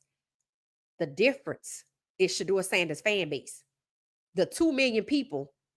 And now it's grown outside of that. Now it's other fans who watch other teams rooting for Shedeur. All of these podcasters, so-called journalists, local Browns media, even big box media, getting chewed up in the comments. Just like in this section, 1 or maybe 2 people saying Dylan is good, but they trolling. They don't really believe that. But as you can see, just like in this comment section, the majority of people either want Shedeur gone, they know he's the best, they want Cleveland to quit with the foolishness, fire Kevin Stefanski, whatever. This is how it is. What's happening with this podcast is how it is all over. All over. Which is why Cleveland went to that. We're just more comfortable with Dylan. I'm like, Kevin Stefanski, just come to work with a hat on that says 100% racist. Just do it. Because you can't hide it. You holding back the best guy because both his parents are black. Barry supposedly want to run out here and get somebody else next year. I told y'all he is not Shedeur's friend. He's the overseer. On the plantation, there was always a black person they could trust to mistreat the other black slaves. This is just a micro plantation. That's why you don't see Myles Garrett, because, he came out and spoke favorably of Shedeur Sanders. And they know he's a leader, and they know people agree with him. So he in timeout somewhere. That's just a nice way to say. Wait, even the players for the Panthers told Shedeur, keep your head up. Everybody sees it. Even one of the players' wives talked well about Shedeur for going out there to Garden Valley. Not the player, but his wife. And he still shine, and they are big mad. And that's it. That's it. That is it. That is it. I mean, honestly, that's just it. Passed on Travis Hunter too. Yeah. They wanted Dylan Gabriel. When they passed on Shedeur and Travis, it's because they already had their sights set on Dylan Gabriel. By the time they entertained Travis, when they went to dinner with Travis and Shedeur on April 4th, which was 2.5 weeks before the draft, right? They were pretending to still be making a decision about Shedeur. They had already decided to trade away Travis Hunter. Why pretend? Because you wanted to reel them in, not Travis. You wanted to reel Shedeur in. You wanted Shedeur on the hook. I think they wanted Shedeur on the hook so he would come to Green Bay. Oh, yeah, I'm getting drafted. I'm going to go to Green Bay. He didn't go because the bull jumped. And all of those people out there that knew Coach Prime, if 2,000 people got that email from the NFL before the draft, nobody said nothing? Or is that where the bull jump came from? Could be. Could be.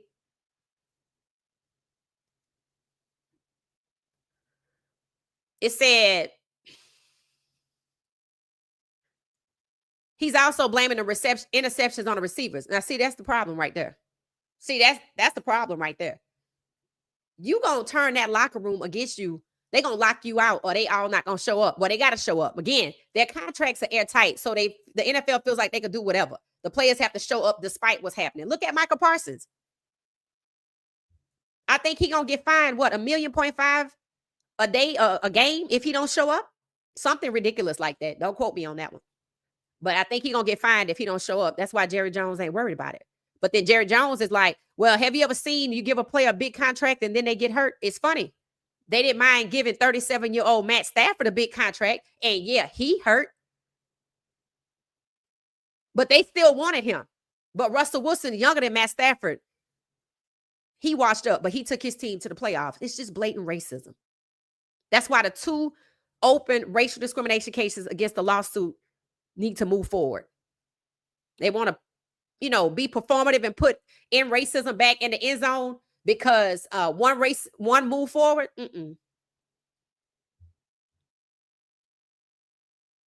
Z Corp said the Browns are racist. Yes, that's pretty much obvious. Yeah. Thank you for that. I appreciate the support. And we shared your comment, but we see it. We see it. And I'm pretty sure the Browns fans see it. I'm pretty sure. I just think the Browns fan base is divided right now. I just think, they see what's happening. They were excited about Shedeur, and they see the pushback, even though Shedeur is the best. I mean, I don't know what Cleveland is like. I don't know what Ohio is like, right? I only been there once, maybe for 2 days. That's it. So I can't speak on it. But for the people that are there, it has to be.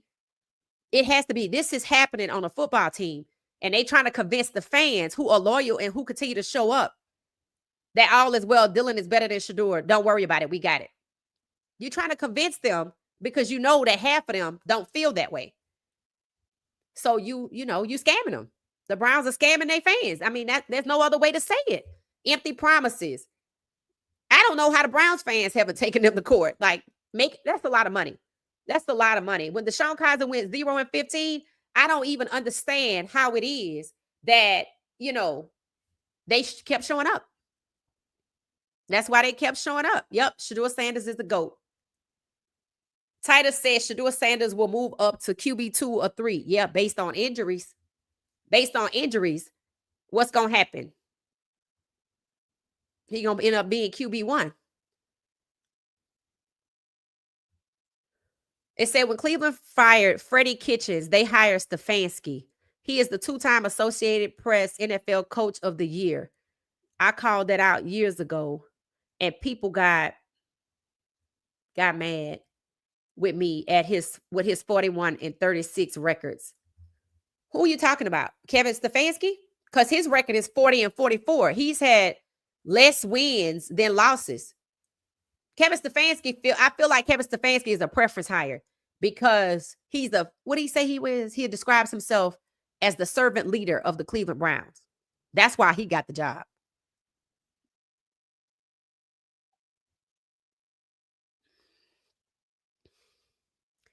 Monica said, I know we're upset, but we have to be willing to accept that Shedeur has to wait. Nobody wanted him in the draft. The teams made that clear. He has to wait and be ready when his number is called. Nobody wanted him in the draft because he was colluded against. It's not about his talent. How is it a 5th-round pick is so damn popular? He can't pick his own jersey number, but they can make him the face of everything. Because he was colluded against. Shedeur doesn't have to wait. And guess what? The NFL didn't have to draft him. You don't really think if no team wanted him in the draft that they didn't want him before the combine, per Mel Kiper Jr. The NFL does not want quarterbacks like Shedeur Sanders now. So why did they draft him? No, he doesn't have to wait. Cleveland has to be held accountable, Monica. And if you're a Browns fan, I would hope that you would hold them accountable. Shedeur Sanders doesn't have to wait. He's the best quarterback projected to go first round by the NFL itself. It's time for accountability. I can't stand how they treated Shedeur. Right. Like I said, the walls are closing in. They make cuts probably the last week in August. Probably the last week in August, CJ. The locker room gone. Yeah, the locker room gone. That's why he went to talk to the locker room. I'm like, these guys want to win. They don't want to be a part of your racist parade. They don't. They really don't. They like, look, I don't come out here. All of the hard work it takes to get yourself in shape, stay in shape, and play at a high level consistently. If the players just stop caring, they just gonna lose. If they just stop caring, if they're like just showing up late, see, that's what happens, right? In Dallas, Luka was showing up out of shape, and he has I guess they let him drink or smoke because he's from somewhere else where you could drink or smoke and play ball, I guess. And that was the case when he got there. So when he was spotted out in public drinking right before a game and he was out of shape, a reporter wrote about it, right? But guess what? They knew who he was when they signed him.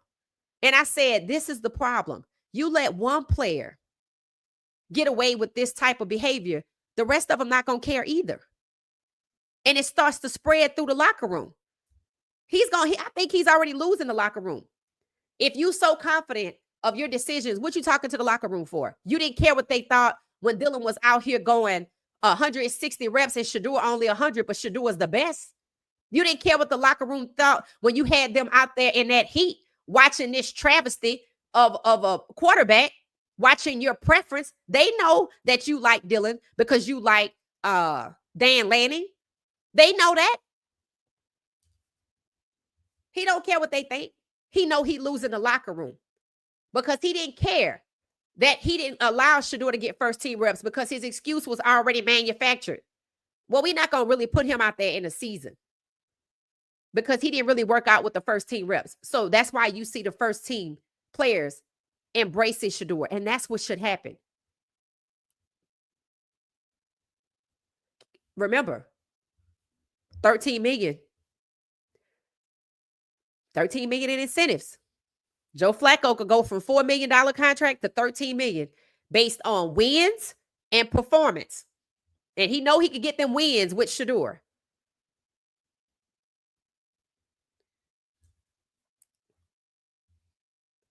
41-46 record overall as an NFL head coach. Somebody please explain it. Didn't he say he was a servant leader of the Cleveland Browns? You see how he treats Shedeur? Can't even say his name, ignores him. It's trying to hold him back. I already compared him to George C. Wallace from Alabama. That's your explanation right there. He act like Shedeur trying to integrate and take hold of a position as a first round QB that they didn't draft to be the franchise QB. That's the explanation. He think he's being a faithful, what he said, not a faithful servant, a servant leader. That's how he describes himself about a job. And he's not good at it. By year 2 or 3, 12 making demands, as he should, the new stadium will be the house that 12 built. I don't think that stadium is supposed to be finished till 2029. Hell, Shedeur might be out the NFL by 2029 with the way they plan, using him for exploitation only, but they don't recognize his talent even though he balled out, and they don't care what the fans think. The fans don't have to show up. The fans of the courts or both. Wait till these tackles start missing blocks. Yeah. Because why? I mean, nobody else is trying to win. Nobody else is trying to win. So, that's what it is, right? That's what it is. So, Flacco's been named a starter, not a surprise. When Jerry Jeudy announced that he was sharing a locker with Flacco, I said way back then and multiple times, then that's your starter. They went and got Pickett first, and then they still went get Flacco. So maybe they hoping Pickett can close out the rest of the season. Don't forget the Browns have rotated 5 quarterbacks in the regular season alone. If you probably throw in the preseason, I think it might be 6. And Flacco got hurt because he's never played a full season since 2017. So nobody's shocked that Flacco is the starter for week 1. And you shouldn't even be shocked to hear that language. Knowing the way Andrew Berry likes to conduct business, Shedeur will be right there because we got our $46 million guy for $4 million. We traded 2 picks to get him. And if nobody forces Shedeur out of there, he probably going to be right there, and he going to rotate the season with Dylan. And Dylan and Shedeur's games are going to be selected based like the Philly game propped up for Dylan, the Panthers game set up for Shedeur to fail. We're going to have to watch this play out all season. Whatever Stefanski's doing, he's already done it. He's already done it. Everyone knows Flacco was going to be QB1. Nope. Instead, Myles Garrett going to be like, I got you, bro, right? Shedeur to the Dolphins back up. Tua because Quinn Ewers is not it. So he not working out? I think Barry drafted Shedeur because he felt bad. Nope. Shedeur was not on the board. Barry did not draft him. Shedeur got sent there. Shedeur got sent to Cleveland, just like Deshaun Watson got sent to Cleveland. Cleveland is a dumpster. Shedeur was not on the board. You can't draft a player that's not on the board. The Browns were running Oregon-style offense, a system-based offense. I read, sad that they can't run their actual playbook. Yep, because that's what they want to do. It's between them and their fans at this point. And Shedeur Sanders fans not going to be quiet. So it seems to me they should trade him because the fans not going to back down. They're not going to watch Shedeur just sit on the bench all season. It's not going to happen. Think about it. They wanted to see Shedeur play in the Panthers game. They wanted to see Shedeur play in the Philly game. They want to see Shedeur play and who is it? The Rams. They want to see that too. So that means they want to see him play in Cincinnati. Hell, I think it was Skip Bayless that said he was trying to convince Haslam to let Shedeur play against the Bengals. So they're going to want to see Shedeur every game. And for more than 2 minutes. People going to get upset with that. I can't wait until they move to their new stadium. Give them no money. Give them no money because of unfair treatment. Right. That's facts. It says seems like owners playing. Let's see. Who is this? Jonathan. Okay, I think you've been with us before. How you doing, Jonathan? It says, seem like owners playing a different game. Owners want to control buck break, uh, while athletes and fans want to win games. Right. The owners are running the plantation. The fans want to win games. And the owners use the media to run out and tell the fans that all is well and this is how it's supposed to be. Right. That's why when you see and you hear things like the facility, rest in peace to the facility, they lied to us about Shedeur. That's why they gone. I told you, I said that's why they gone. They were the only outlet to say it out loud, and everybody on that panel agreed, including Chase Daniels. Yeah, they lied to us about Shedeur. I thought it was weird because Chase Daniels, Jackson Dart is his guy. And he was the first person I heard say during the pre-draft, Jackson Dart is going to sneak into the first round. And I said, if he's good, why is he sneaking? So that's that. So yeah, they are playing two different games. They're definitely playing two different games. One is the plantation, and the fans thinking that they going to watch a football game. No, but the fans keep showing up.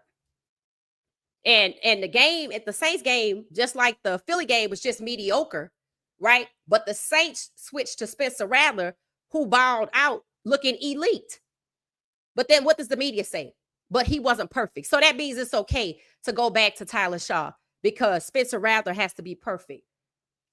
No, this got to change. And like I said, the fans or the courts or both.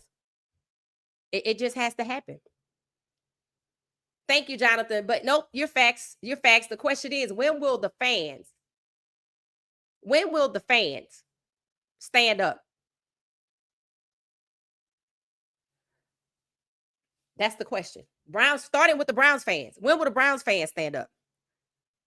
Z Corp said, sadly, I feel like the Browns will trade Sanders before Thanksgiving. That's fine.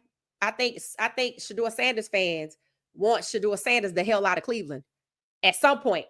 And if they watch him sit until Thanksgiving, they're going to be ready for him to go. So, and then he'll just be passed along to another team and passed along to another team. He'll be no different than Teddy Bridgewater. He'll be no different than Bryce Perkins. He'll be no different than Geno Smith, who the NFL has compared him to.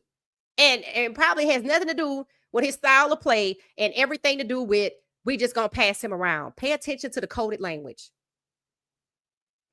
It's okay. Spencer Rattler got to be perfect. Tyler Shaw was just okay.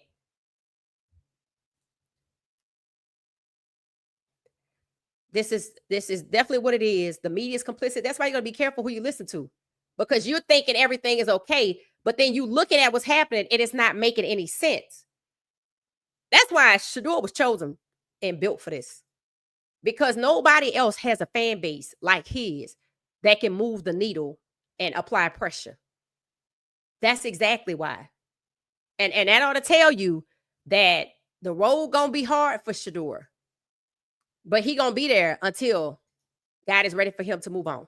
That's just what it is. That's what it is. I mean, you can't get around it. Thank you for the support. It said, imagine held back. Imagine what? Oh, imagine held back Michael Jordan years ago.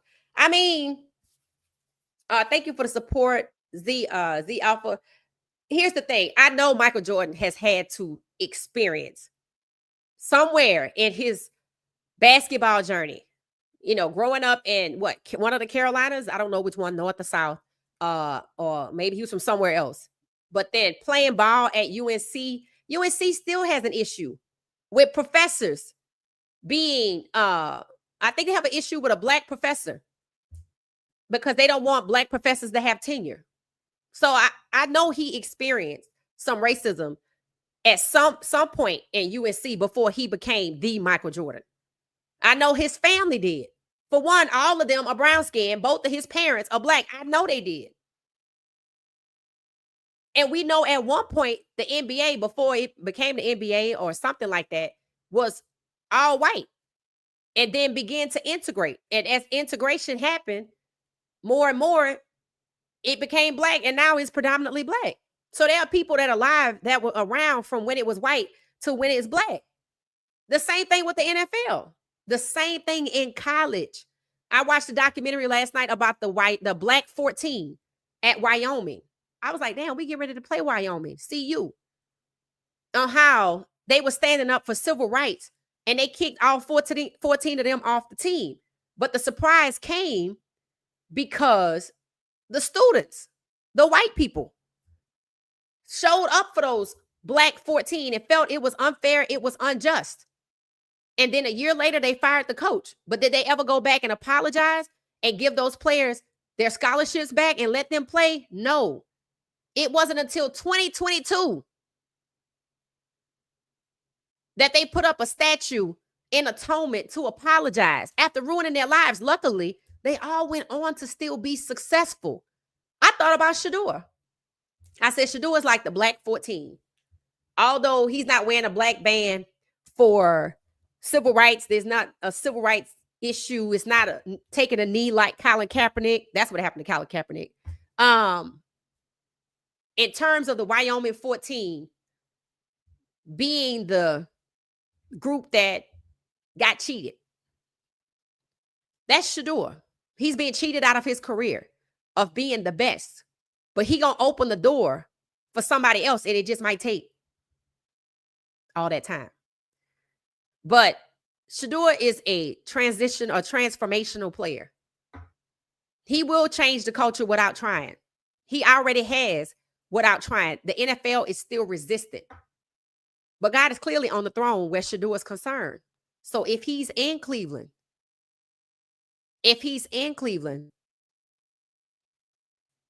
then that's where he's supposed to be. But God don't leave his people nowhere where they're not appreciated. So there must be something there in Cleveland for him to get in God's eyes, because he wouldn't be there otherwise. So we just gonna, it's gonna be a lesson for all of us that God's still working on us. We just gonna have to keep rolling with Shedeur. Y'all gonna have to keep using your voices because it matters. It matters. Just like, I think, was it Jonathan said that or Charmaine said it, that the Shedeur Sanders fans. So yeah, I'm a Shedeurian. How about you? So we're going to get out of here. We'll be back tonight at 10:35. I appreciate the support from everybody showing up, the engagement. Thank you for the financial support, Z Corp and Jonathan Soul. Thank you to my members. Thank y'all for being engaging and encouraging in the chat. And I'll see y'all later. Thanks for the new likes, the new subs. We're on our way to 10,000, as the intro and the outro says. And I think we're like at 4650. Let's see if y'all can get me to 4700, because we get ready to hit the 5,000 mark, and then we're going to get to 10,000. And as we continue to grow, y'all's comments, your engagement, we'll continue to share it, and then we'll continue to move this podcast forward, because I think it is pivotal in the process of accountability. That's what I think. So I'll see y'all later. Y'all have a good afternoon, a good evening ahead. I'll see y'all at 10:35 p.m. Eastern Standard Time. Thanks for watching What She Said Sports. Thanks, everybody. Thank you. Thank you for watching What She Said Sports. Be sure to join our daily live stream and listen up to What She Said Sports on the go on Spotify.